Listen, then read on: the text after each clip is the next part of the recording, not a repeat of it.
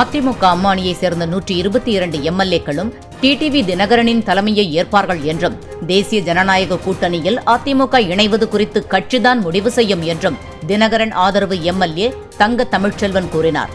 தேர்வு செஞ்சதே அதிமுக எம்எல்ஏக்கள் தான், சசிகலாவும் தினகரனும் கிடையாது அமைச்சர் சொல்லியிருக்காரு. ஜெயக்குமார் எப்போ சொன்னார்? அதாவது அப்போ தண்ணிலையில் இருந்தாரா என்னன்னு தெரியல. அவர் எது போதை இதை அடிச்சிருந்தாரான்னு தெரியல எனக்கு. இல்லை அன்னைக்கு இதே ஜெயக்குமார் சின்னம்மா சொல்லித்தான் இப்போ இது தேர்வு பண்ணாங்க அண்ணன் எடப்பாடியை. இன்றைக்கி இல்லைன்னா சொன்னாருக்கு இது எப்படி நாங்கள் நம்ப முடியும்? உலகமே நம்பாத. எம்எல்ஏக்கள் 122 பேருமே நம்ப மாட்டாங்களே. சின்னம்மா சொல்லி தானே எடப்பாடி பழனிசாமி முதலமைச்சரை தேர்வு பண்ணுறான். அப்புறம் எப்படி இதை ஒரு முட்டாள்தனமான பேச்சை பேசுகிறாரு?